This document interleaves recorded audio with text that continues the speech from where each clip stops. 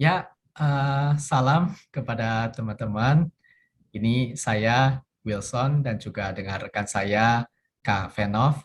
Kami akan membahas sebuah tema eh, ya mengenai antropologi ya. Jadi kita akan menjawab satu pertanyaan, apa sih yang membuat manusia itu berharga? Nah, untuk memulai itu, saya pikir eh, kita harus bisa menjawab dulu apa yang menjadi asal-usul manusia. Jadi, jika dipikir manusia itu unik, karena manusia adalah makhluk yang dapat bertanya tentang keberadaan dirinya sendiri. Tapi sayangnya, kita cukup sering masa bodoh mengenai hal ini. Padahal dengan memahami asal-usul manusia, kita baru tahu tentang siapa sesungguhnya manusia itu. Nah, sudah menjadi pengetahuan umum kalau manusia itu antara diciptakan oleh Tuhan atau ada begitu saja melalui proses evolusi. Jadi mana yang benar? Yang satu beriman kalau manusia diciptakan oleh Tuhan karena kitab suci berkata demikian. Yang lain mengaku dengan bukti-bukti saintifik kalau manusia itu berevolusi dari materi yang inorganik sampai menjadi makhluk yang dinamakan manusia. Sebetulnya teori evolusi itu sudah lama sekali ada sejak zaman Aristoteles, zaman Yunani dulu ya. Tetapi Darwinlah yang kemudian membuat teori evolusi menjadi populer. Observasi Darwin itu memang luar biasa, dan dia bersama-sama dengan ilmuwan-ilmuwan yang lain telah menunjukkan bahwa evolusi itu betul-betul kenyataan yang terjadi di bumi ini. Nah, hanya saja mereka menarik terlalu jauh sampai kepada asal-usul manusia yang ada melalui proses evolusi. Jika kita bertanya apakah ada bukti yang betul-betul kuat yang menunjukkan manusia itu berasal dari proses evolusi, sebetulnya itu tidak ada. Darwin sendiri mengaku bahwa apa yang dia pikirkan mengenai evolusi manusia hanyalah spekulasi yang belum dapat dia buktikan. Hari ini pun perkembangan dalam sains telah demikian pesat sampai kepada ilmu genetika.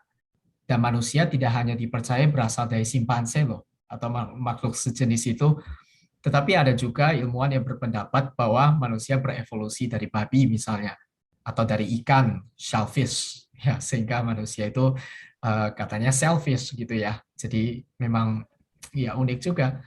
Jadi kita melihat semakin beragam teori mengenai evolusi itu sampai hari ini.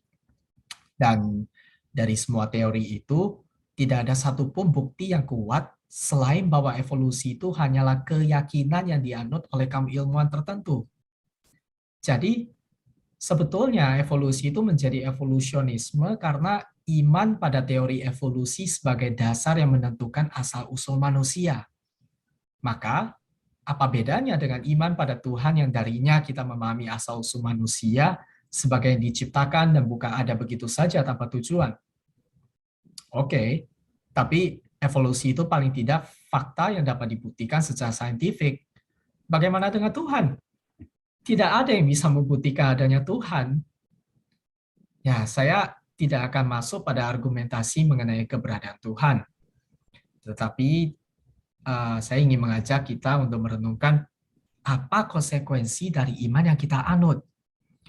Jika kita percaya bahwa manusia itu adalah hasil dari evolusi, lalu apa berharganya manusia? Mengapa kita hidup seakan-akan kita itu penting, kebutuhan-kebutuhan kita harus dipenuhi, dan kita ingin pula bahagia? Justru absurd ketika kita menyangkali bahwa manusia itu mencari arti hidup dan kebahagiaan selama hidup dalam waktu yang singkat ini. Nah, sekarang kalau manusia itu diciptakan oleh Tuhan, tujuan hidup manusia diberikan oleh Tuhan, dan kebahagiaan manusia dijanjikan oleh Tuhan.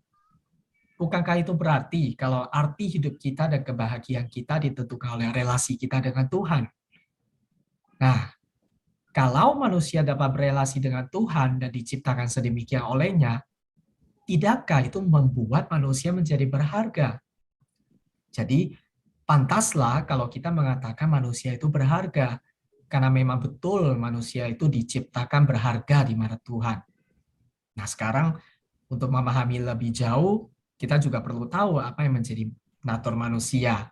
Nah, ini yang akan disampaikan oleh rekan saya, Kak Venov. Thank you, Wilson. Ya, tadi menarik apa yang kamu bahas. Di dalam Alkitab yang adalah merupakan wahyu khusus yang diberikan oleh Tuhan, kita akan menemukan kebenaran siapa manusia dan untuk apa Tuhan menciptakan manusia. Ya, mari kita sama-sama melihat. Pertama-tama saya mengajak kita melihat dalam Kejadian 1 ayat 26. Di sana tertulis, berfirmanlah Allah, baiklah kita menjadikan manusia menurut gambar dan rupa kita, supaya mereka berkuasa atas ikan-ikan di laut dan burung-burung di udara dan atas ternak dan atas seluruh bumi dan atas segala binatang melata yang merayap di bumi. Nah, dalam bagian ini, Yason dan juga rekan-rekan sekalian, Alkitab menegaskan bahwa manusia bukan sebuah proses evolusi.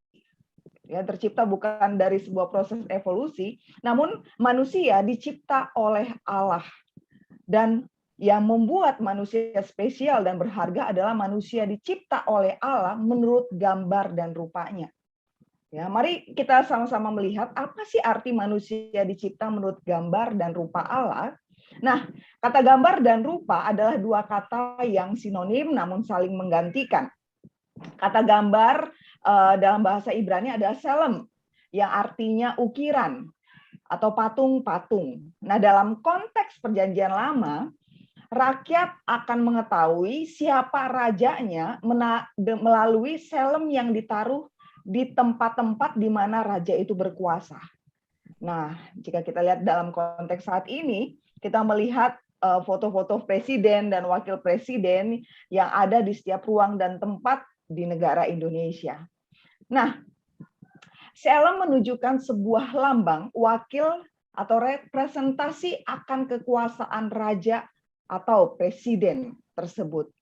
Nah, maka makna bahwa manusia adalah selem dari Allah, artinya manusia adalah lambang, wakil, dan atau representasi Allah di muka bumi ini. Dan sebagai wakil representasi Allah, manusia yang diciptakan oleh Allah akan memiliki dan memancarkan gambar Allah di dalam dirinya.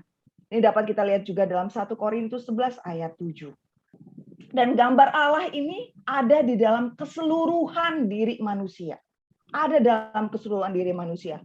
Nah, Wilson, waktu saya membayangkan hal ini ya, saya juga takjub dan tak heran jika kita lihat Mazmur 8 yang memuat bagaimana Daud pun memuji Allah atas apa yang Allah karyakan di dalam diri manusia. Ya, saya juga membayangkan hal yang sama gitu ya, mungkin tidak sedalam sang pemazmur gitu, tapi saya membayangkan memang iya ya, betapa berharga dan mulianya manusia karena manusia diciptakan berbeda dengan ciptaan lainnya, dengan binatang. Nah, lalu untuk apa? Menarik ya. Setelah Allah menciptakan kita, untuk apa sih kita diciptakan? Kembali ketika kita melihat kebenaran Alkitab, sebagai wakil representasi Allah di dunia, manusia diciptakan tentunya memiliki tujuan. Dan bagi saya, menurut saya, kita pun dicipta untuk tujuan mulia. Dicipta sebagai pribadi yang mulia dan dicipta untuk tujuan mulia. Jika kita melihat dalam Kejadian 1 ayat 26 sampai 28, manusia dicipta untuk apa? Mengerjakan tugas yang sudah Tuhan desain kepada manusia, yang Tuhan sudah sediakan berikan kepada manusia. Dan jika kita lihat Roma 11 ayat 36 dan Efesus 1 ayat 11 sampai 12, nah di sini kita dicipta untuk memancarkan kemuliaan Allah. Dan bagi saya, kita itu nggak iseng-iseng diciptakan oleh Tuhan ada di dunia ini.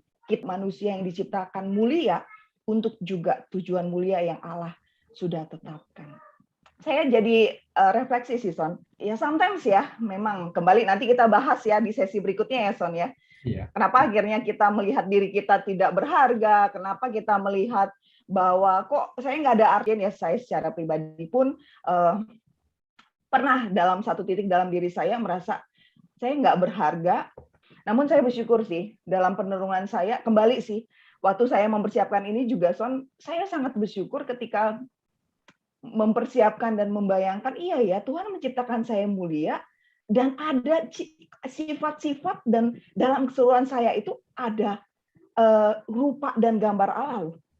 Dan itu semakin menguatkan saya sih, menegaskan saya bahwa saya betapa berharga, saya betapa mulia, dan di tengah-tengah kelemahan, keterbatasan saya adalah pribadi yang Tuhan cipta untuk ada satu tujuan di dunia ini.